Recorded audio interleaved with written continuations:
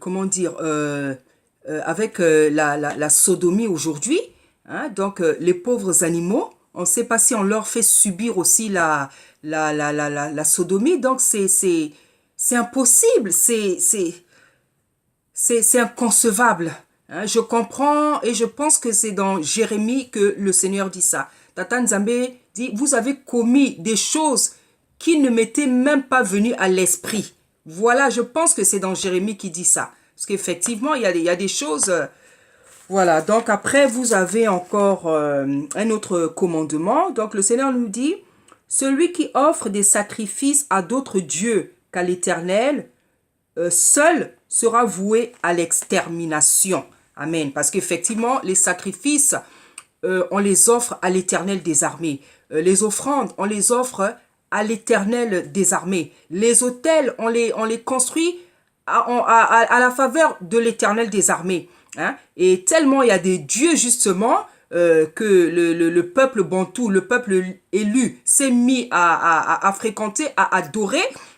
Du coup, ça fait qu'aujourd'hui, eh ben, vous avez des gens qui offrent des sacrifices, qui offrent des offrandes, qui font des offrandes donc à des dieux étrangers, hein, à des dieux, par exemple, en Inde là-bas, la rivière là, je sais pas comment ça s'appelle, cette rivière là où tout le monde va se laver, où les gens vont offrir des sacrifices à je sais pas quel dieu, donc à des dieux, à des animaux, à des statues, voilà. Le Tata Nzambe a dit ça, il a bien dit, vous, celui qui offre des sacrifices à une autre personne qu'à moi, sera voué à l'extermination. Parce que le sacrifice, effectivement, il est offert au Dieu vivant, au Créateur. On ne peut pas offrir un sacrifice, construire un autel à un objet, à une statue.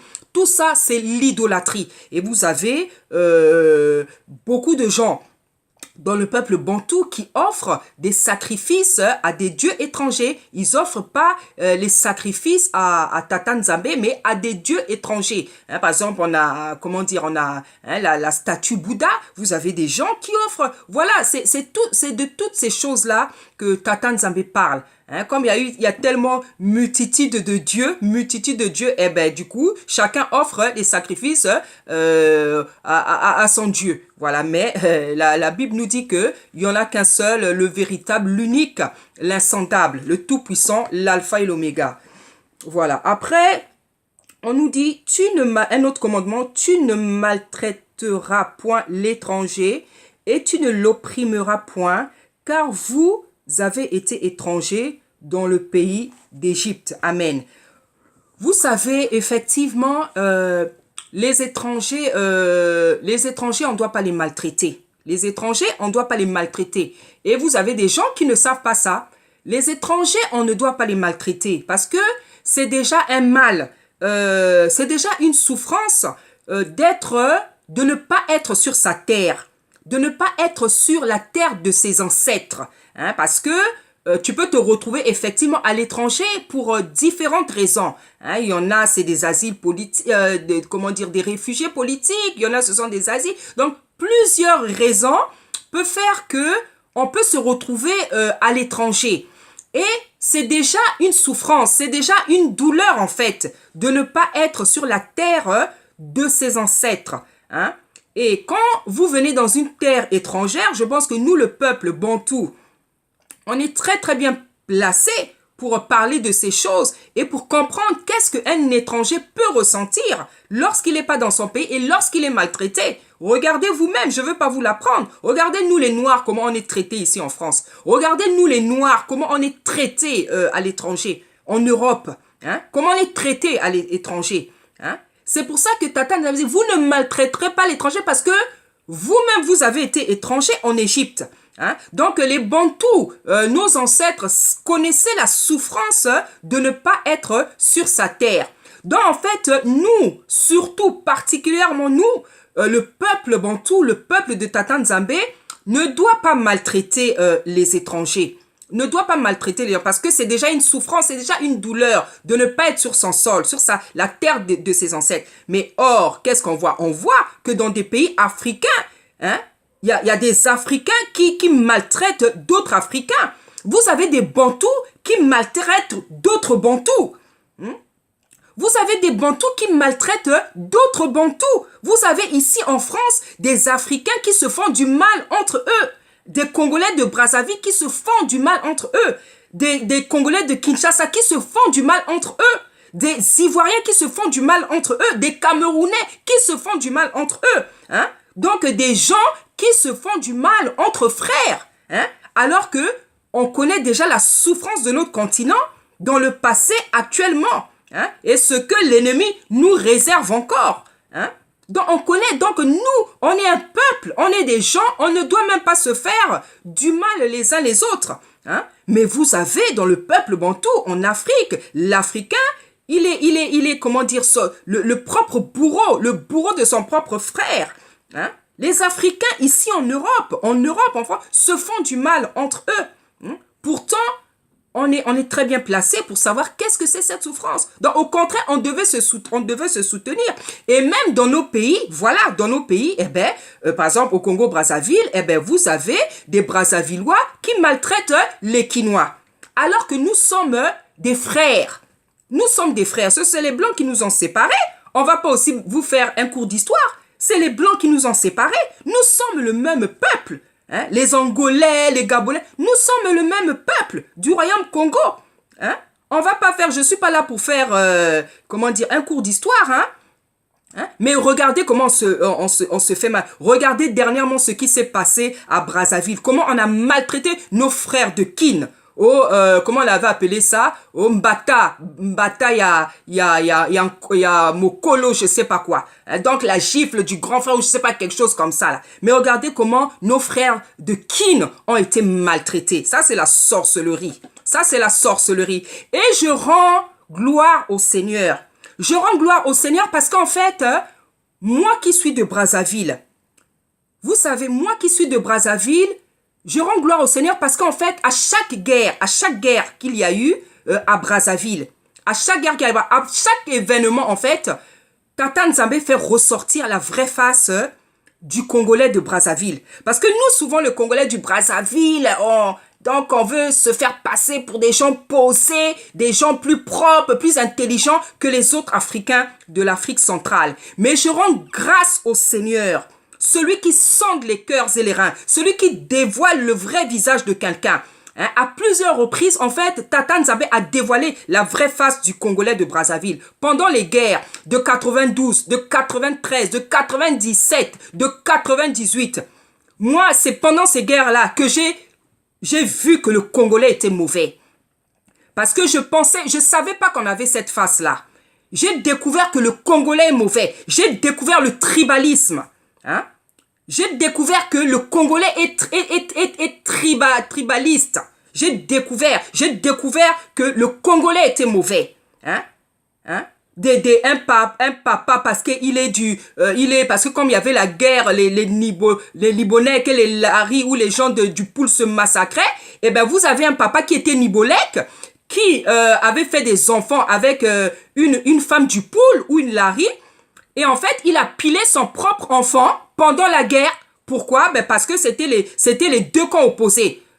Donc, c'est seulement pendant la guerre qu'il s'est rappelé que non, moi j'ai épousé une Lari, une femme du Poul. Et ton propre enfant, tu le piles dans un mortier parce que il a le sang du Poul. Ça, c'est l'occultisme. Il n'y a même pas de mots. C'est la sorcellerie. C'est le domaine. C'est-à-dire quelqu'un qui fait ça, non? C'est quelqu'un qui est pour lui sorcier depuis longtemps. C'est quelqu'un qui est pour lui sorcier depuis longtemps. Et pendant les guerres à Brazzaville, on a découvert le visage des gens. Pendant pendant les guerres qui ont eu lieu à Brazzaville, on a découvert le visage des gens. Vous savez, je rends gloire au Seigneur. Moi, je suis pas tribaliste. Je suis pas tribaliste. Ceux qui me tribalisent, ceux qui me connaissent. Moi, quand j'étais au collège, quand j'étais au lycée, moi, je suis du Nord. Et en fait, tous les amis, la majorité des amis que j'avais, c'était des gens du Sud. C'était des gens du Sud. Et en fait, je ne connaissais même pas ces choses-là. Parce que nous, nos parents ne nous ont pas appris ça. Moi, en tout cas, ma mère ni mon papa ne nous ont appris ces choses-là. Et ces choses-là, en fait, on ne les connaissait même pas. Donc, à l'école, quand on avait des amis du Sud, moi, franchement, je ne faisais même pas attention. Et mais, avec le temps, quand il y a eu ces événements, je me suis dit, ah, mais finalement, j'ai j'ai plus d'amis du Sud. Mais en fait, j'avais jamais fait attention parce que j'étais toute jeune, j'avais 16 ans, 17 ans. Mais ça n'avait aucune importance. C'était pas des préoccupations qu'il y avait dans mon esprit. Hein? Et ça n'a jamais été. Mais les guerres qui ont eu lieu en 92, 93, 97, ces guerres nous ont fait grandir. Ces guerres nous ont ouvert les yeux. Donc, on a découvert qui était qui. Hein? On a découvert qui était qui. On a découvert que des gens que vous considérez comme des amis, on a découvert leur vrai visage, ce qu'ils avaient dans le cœur, pendant même que vous traîniez avec eux. Pendant même que vous traînez avec eux. Je vais te donner un exemple, parce que c'est très très important de parler de ces choses-là. Hein? Parce qu'il faut que l'hypocrisie arrête. Quand on se dit enfant de Tata Nzambe, il faut que l'hypocrisie arrête. Quand tu es un enfant de Dieu, il y a des choses que tu ne peux plus faire. Il y a des comportements que tu ne peux plus avoir. Hein? Il y a des pensées, parce que Tata Nzambe nettoie même nos pensées. Il y a des pensées qu'on ne peut plus avoir. Tu ne peux pas te dire enfant de Tata Nzambe, tu ne peux pas te dire servante et serviteur de Dieu et que tu es tribaliste. Je suis désolé, tu n'es pas converti. Tu n'es pas converti. Hein? Tu ne peux pas t'appeler pasteur, prophète, servante aujourd'hui et que tu as le tribalisme dans le cœur. Je suis désolé, tu as un sérieux problème. Tu as un sérieux problème. Donc en fait, ce que j'avais vécu, c'était quoi? Comme je vous ai dit, j'étais au collège, j'étais au lycée. La majorité de mes amis, c'était des gens du Sud. Et je crois que je n'avais juste peut-être 2 amis du Nord. Et en fait, je crois que j'étais en terminale et j'avais une amie qui était du Poul, donc du Sud. C'est très important d'en parler. Parce que moi, je suis servante du Seigneur. Et le Seigneur m'a parlé de toutes les tribus. Le Seigneur m'a montré les défauts des tribus à Brazzaville. Que ça soit les gens du Niboland, que ça soit les gens du Poul, que ça soit les gens du Nord. Hein, le Seigneur m'a montré. Parce que quand on est serviteur, servante, on a la grâce de recevoir les révélations précieuses du Seigneur. Hein? C'est important. Chacun a ses défauts. Dans chaque tribu, chaque tribu est animée par un démon et c'est très important en tant qu'enfant de Tata Nzambe, en tant que serviteur, en tant que servante de connaître ces choses-là. C'est très important. Donc, ce que j'avais vécu, c'était quoi? J'avais donc une amie qui était du Sud et sa petite sœur sortait avec un garçon du Nord. Voilà. Et en fait, cette fille-là, on habitait juste à côté. On allait à l'école ensemble. Parfois, elle rentrait dans notre voiture. On allait ensemble.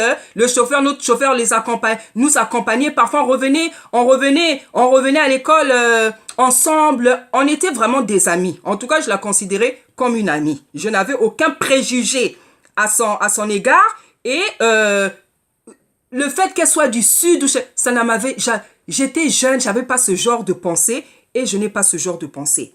Et un jour, sa propre petite sœur vient me dire, Corinne, tu sais ce que ma grande sœur m'a dit? Elle m'a dit, toi, tu es toujours en train de sortir seulement avec les gens du Nord. Mais moi, j'étais choquée. C'est sa propre petite sœur qui est venue me dire ça. C'est sa propre petite sœur qui est venue me dire ça. Hein? J'ai dit, ah bon, elle t'a dit ça? J'ai dit, mais pourquoi elle dit ça? Et en fait, même sa propre petite sœur était choquée. Parce qu'en fait, elle s'est rendue compte que sa sœur était tribaliste. Elle s'est rendue compte que sa sœur était tribaliste. Hein? Et ça l'a choquée parce que comme elle voyait comment tous les jours on était ensemble, elle ne pouvait pas penser que sa sœur, et moi quand elle m'a dit, j'étais choquée, bien aimée, je vous dis, j'étais choquée, parce qu'effectivement, moi-même, je suis rendue, cette personne avec qui je traîne depuis des années, on a fait la seconde ensemble, on a fait la première, on a fait la terminale, on a vécu des choses, et ça, c'est les pensées qu'elle a dans son cœur. Mais attendez, mais comment on appelle ça? Comment on appelle ça? Est-ce que ça, c'est de l'amitié? Hein? Est-ce que ça, je suis désolée, c'est pas l'amitié. Si tu es comme ça dans ta vie, tu as un mauvais esprit qui t'anime, ça, c'est la sorcellerie, je suis désolée. Ça, c'est la sorte. Dans la vie, il ne faut pas être hypocrite. Hein? Dans la vie, il ne faut pas être hypocrite. Quand tu aimes, il faut montrer que tu aimes. Quand tu n'as pas besoin d'une personne, ne fais pas aussi l'hypocrisie. Hein? Mais à nos âges-là, on avait quel âge? Des 17 ans, des 18 ans, des 19 ans. Mais comment des enfants à cet âge peuvent déjà avoir des pensées comme ça? Je ne suis pas là, je ne suis pas tribaliste. Et je ne suis pas là pour critiquer les gens du Poul, pas du tout. Moi, je ne suis pas dans vos histoires là. poule. Non, moi, je ne suis pas dedans. Je donne un exemple pour parler, pour exhorter, pour parler des réalités qui existent entre nous. Hein? Entre nous déjà, dans nos propres pays, dans notre quartier, il y a déjà des sentiments comme ça. Mais que voulez-vous que ça donne au niveau national? Que voulez-vous que ça donne au niveau international? Pourquoi vous êtes surpris aujourd'hui si des étrangers nous font souffrir alors que nous-mêmes, entre nous, on est incapables de s'aimer? Hein? Et du coup, ça m'a ouvert les yeux, j'étais obligée de devenir distante. Mais j'étais choquée parce que je ne pensais pas que cette fille-là pouvait avoir ce genre de pensée. Ça, c'est le tribalisme. Comme je disais, je ne suis pas là pour critiquer les gens du poule. Hein? Mais chez nous, dans notre pays, comme j'ai dit, chaque tribu a ses défauts, a ses démons qui l'animent. Hein? Et il faut avoir l'humilité de reconnaître dans ta tribu quel est le démon qui t'anime. Moi, le Seigneur m'a déjà parlé des Nibolèques. Hein? Le Seigneur m'a déjà dit quelque chose sur les Nibolèques. Hein? Le Seigneur m'a déjà dit quelque chose sur les gens du poule. Moi, je suis du nord. Et je sais aussi les mauvais esprits qui animent les gens du nord. Si ça peut vous faire plaisir, un jour, on pourra en parler pour que vous sachiez que je suis une personne juste. Voilà. Un jour, si ça peut vous faire plaisir, je pourrais vous en parler. Mais comme je suis du nord, je sais déjà les défauts, les démons qui animent les gens du nord. Voilà, c'était juste pour parler de ça. Donc, quand on est enfant de Dieu, quand on est serviteur, servant, tu ne peux pas être tribaliste. Tu peux pas être tribaliste. Si tu es tribaliste, c'est que, je suis désolé, tu n'es pas converti. Voilà. Donc, Tata Nzambe nous empêche de maltraiter les étrangers. Et je me rappelle, une fois, c'était en 2017, pendant une cellule de prière, le Seigneur nous avait demandé de demander pardon aux frères de Kinshasa. Hein, à cause de ce qui s'était passé là, Mbata Yamukolo, voilà, dans la gifle de l'aîné, voilà, parce qu'on avait maltraité, les Congolais de Brazzaville avaient beaucoup maltraité les frères de Kin. Et pendant cette cellule de prière, j'avais prophétisé, il y avait plusieurs servantes qui avaient prophétisé, et en fait, moi, à travers ma bouche, le Seigneur avait dit, demandez pardon au peuple de Kinshasa, parce que vous êtes frères. Voilà la prophétie qu'on avait reçue. Et on s'était mis tous à genoux. On a commencé à pleurer, à demander pardon parce que il y en a qui ont réalisé, ah vraiment, Tata Nzambe, il voit tout, il sait tout. Et les gens ont réalisé combien ça avait fait mal au Seigneur, ce qui s'était passé, parce qu'on est des frères. C'est comme si aujourd'hui un jumeau frappe son jumeau. C'est comme si aujourd'hui un jumeau maltraite son jumeau. Hein? Donc vraiment, je ne sais pas si les gens réalisent toutes ces choses-là. Hein? Ce que je peux dire, c'est que quand on est un enfant de Dieu, on est dépouillé de ce genre de sentiments du tribalisme. Si aujourd'hui tu es pasteur, tu es une servante de Dieu, hein? Et que tu as encore le tribalisme, dans ton cœur tu as un problème. Comme dit un serviteur que j'aime beaucoup, tu as un sérieux problème. Tu n'es pas converti. Hein? Tu n'es pas converti.